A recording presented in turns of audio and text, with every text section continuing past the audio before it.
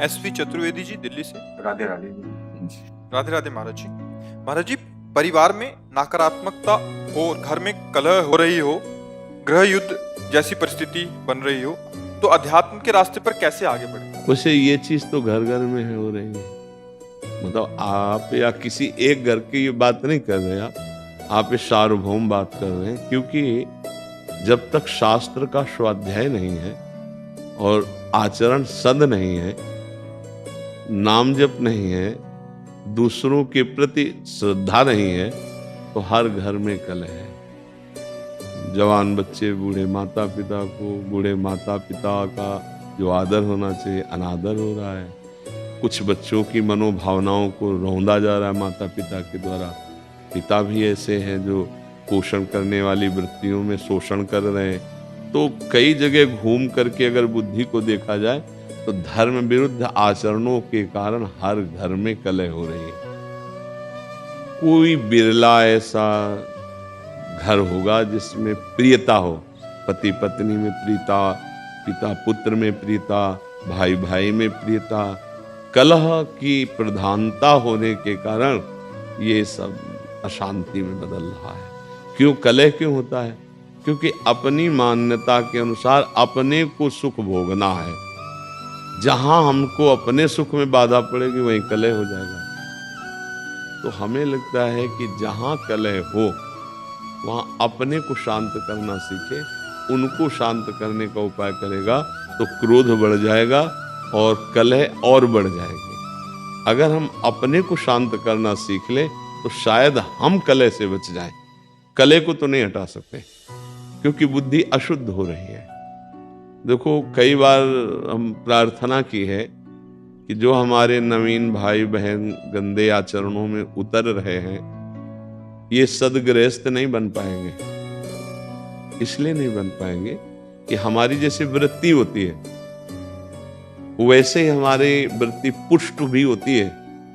जैसे हम आज से शुरू किया 10 बार नाम जप करना, कल करेंगे 12 बार, 15 बार, 18 बार, और हम 2-4 महीने जपें तो अब बिना जप किए हमको अच्छा नहीं लगेगा, लगे ना? ऐसे हमने आज बॉयफ्रेंड बनाया, फिर उसको बॉयफ्रेंड बनाया, फिर उसको बनाया, या गर्लफ्रेंड बनाया, ब्रेकअप किया, ऐसा ऐसा। अब हमारी वृत्ति वो पुष्ट हो रही ना अनजाने में। वो वृत्ति जब हम गृहस्थ में जाएंगे तो पुष्ट वृत्ति है, अब हमें चैन नहीं पड़ेगी। क्या वो गृहस्थी कलह युक्त होगी या शांति युक्त? विचार करके देखिए, कलह युक्त होगी ना। अब हमारी मांगे बढ़ गई, हमारी वासनाएं बढ़ गई, हमारी प्रियता एक जगह रही नहीं, तो कलह तो होगा ही, अशांति तो होगी। अब नए बच्चे हैं, अब उनको अर्थ चाहिए, पिता की इतनी सामर्थ्य नहीं है, फिर वो गलत मार्गों में उतर जाएंगे क्योंकि उनको नशा चाहिए, उनको व्यभिचार चाहिए, उनको ये दिखाना है कि हम तुमसे कम नहीं हैं, हम भी किसी। बस ये सब जो बाहरी मान्यताएं हैं, ये हर घर में कलह हो रही है।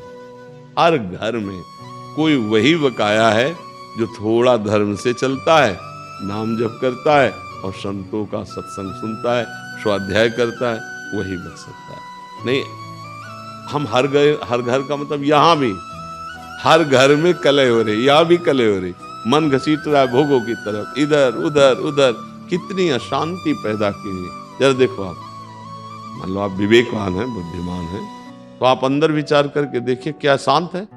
क्या इस घर में कलह नहीं हो रही? ये क्या कलह शून्य हो गया है? अगर कलह शून्य हो गया है तो आनंद में मगन हो जाना चाहिए। कलह शून्य का मतलब न सोचति न कांक्षति, समा सर्वेषु भूतेषु मद भक्तिम लभते पराम। न कोई अब सोच है, न कोई चाह रह गई, तृप्त हो गया है, आनंद मगन हो। ऐसा न इस घर में है और न बाहर है।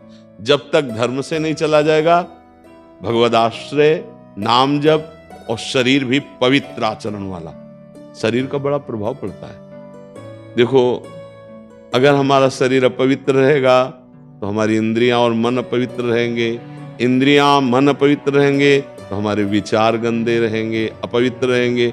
अब जब विचार गंदे, मन गंदा, इंद्रिया गंदी, शरीर अपवित्र, तो शांति किसको मिलेगी? सुख किसको मिलेगा? फिर वो क्या, चिड़चिड़ा स्वभाव, कड़ुआ स्वभाव।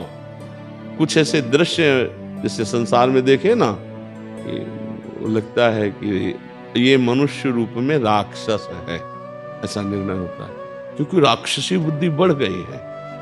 अरे जैसे बूढ़ी माँ है, उसको जवान बच्चा पीट रहा है, ये राक्षस नहीं। अरे जिसके चरण धो के पीना चाहिए, उस माँ ने गर्भ में धारण किया, उस माँ ने हमारी सोच फेंकी, हमको इतना सयाना किया, अब तो हमको उसकी सेवा करनी चाहिए, उसके थप्पड़ मारो। ये राक्षसी बुद्धि बढ़ गई। पिता ने जीवन भर कमा कर अपने बच्चों को 2 बच्चे 4 बच्चे पढ़ा लिखा के बड़ा किया, सब संपत्ति दे दी प्यार में, और पिता के ही विपरीत हो गए। ये बहुत तरह की ऐसी मनोवृत्तियां हैं जो हमारे हृदय को जलाती हैं और बाहर। इसीलिए हम सबसे कहते हैं, प्रार्थना करते हैं कि अगर आप नाम जपना शुरू करें, अपने छोटे छोटे बच्चों को 1 माला ही सही, 5 मिनट ही सही राधा राधा नाम सुनाएं और उनको अच्छे आचरण की शिक्षा दें, तो आगे चलकर वो अच्छे गृहस्थ बन जाएंगे।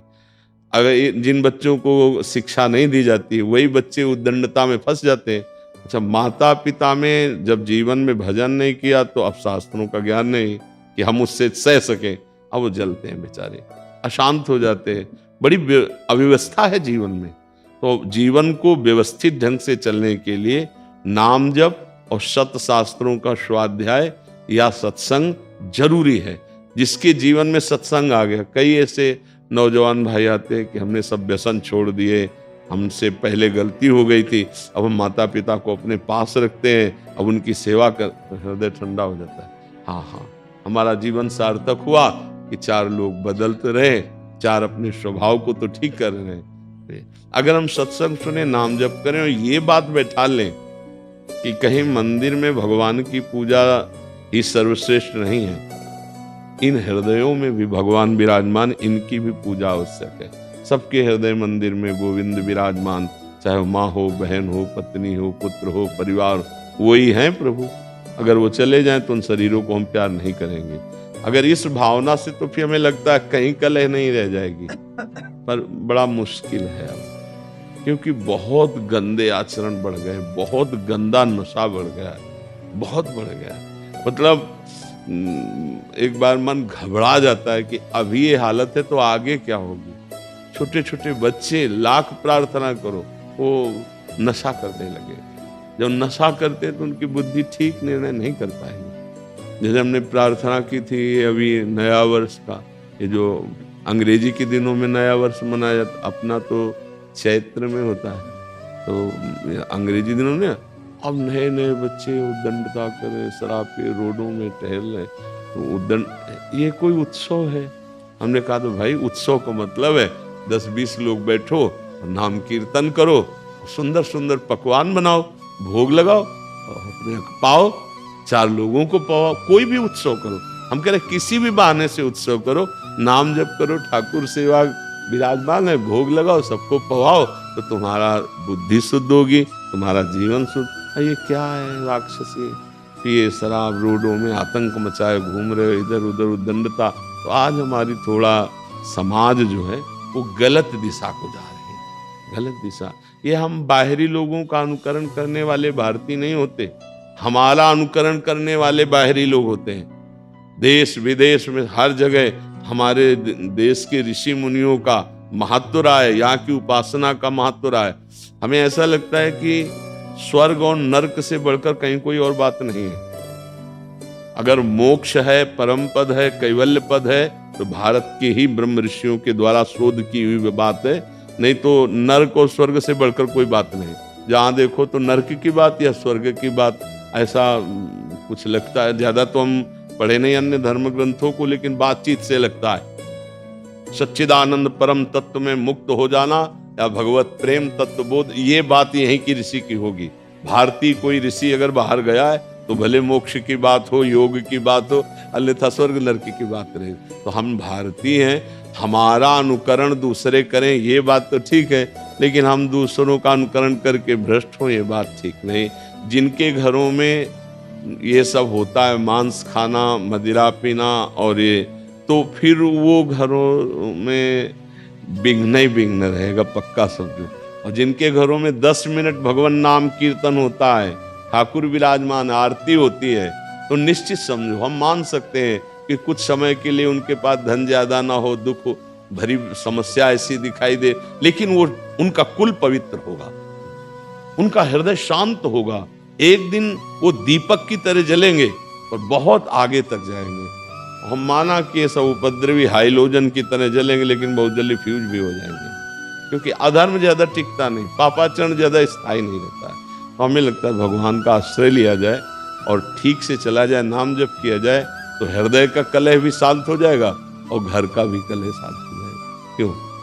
सर, मैं ये कहना चाह रहा हूँ कि मैंने परिवार बच्चों के लिए सब कुछ किया, नौकरी छोड़ दी परिवार बच्चों के लिए। 6 साल पहले नौकरी छोड़ दी, गवर्नमेंट जॉब था, छोड़ दिया, बच्चों की सेवा करने में लगा रहा। पर साल भर से 3-4 साल से घर में इतना कला, इतना मार पिटाई, हम ही को ही मारते पीटते रहते, हमने घर ही छोड़ दिया। हमने पत्नी बच्चों सब दिल्ली में हम छोड़ के, हाँ वृंदावन, केरला से आए हैं, वृंदावन में केरला में नौकरी करते थे, छोड़ दिए।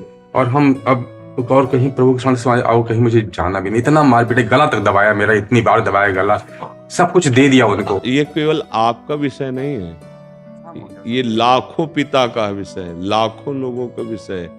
मतलब पढ़ाया लिखा वो लोग नौकरी पा गए, वो लोग सब कुछ पा गए।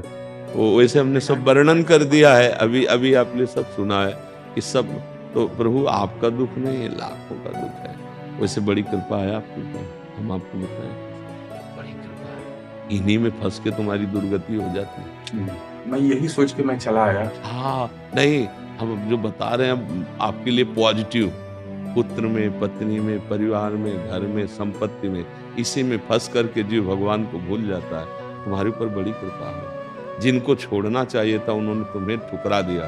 अब अगर राधा राधा जप पाओ और भगवान के आश्रित हो जाओ तो तुम्हारा जीवन सफल हो जाए। में मुझे नंगा छोड़ के चले आए, वहां पे लोग तिरुपति में। नहीं, आपको रोना नहीं, चप्पल भी थे, पैसे भी नहीं थे। नहीं, आपको रोना नहीं है, आपको हंसना है, संसार का दृश्य देख के हंसना है।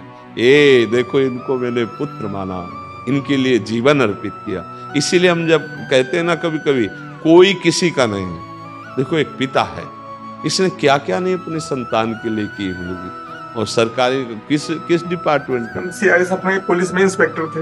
हाँ, तो आप विचार करो, आपने सब कुछ किया, इसके बाद परिणाम ये आया है, तो आपको अब चिंता नहीं करनी। एक डिपार्टमेंट है हरि शरणम, हरि शरणम, वो बहुत प्यार करते हैं, वो बहुत प्यार करते हैं। आप दुखी मत होइए, रोना मिट जाएगा यदि हरि को आपने से। हमें तो लगता बड़ी कृपा हो गई, सही बताए, बड़ी जहां से छूटना कठिन था उन लोगों ने ठुकरा दिया। पर मन की बुरी दशा ये है कि अगर इनसे हृदय से पूछा जाए कि आप क्या चाहोगे, तो ये कहेंगे यही आशीर्वाद दे दो कि बच्चे मुझे प्यार करने लगे, मुझे संसार प्यार कर ले। ये मन की अंदर छुपी हुई बात है कि एक बार मुझे फिर उस संसार में प्यार, नहीं तो अब रोने की जरूरत नहीं। ये जो रोए ना, अब रोने की जरूरत, तू बादशाह है, हे तेरा संसारिक कर्तव्य निपट गया, चल भगवान के मार्ग में। चौथी अवस्था है, वो सबका भरण पोषण करता है, वो भरण पोषण करने वाला है। देखो भगवान का जब आश्रय लोगे ना, तो इन बातों पे तुम्हें हंसी आएगी एक दिन कि यार मैं कहाँ रो रहा था, कहाँ फंसा था। कितनी भगवान की हम पर कृपा है कि हमें जो छोड़ना था भगवान ने छुड़ा दिया। राधा राधा राधा राधा राधा राधा, बिल्कुल चिंता न करो।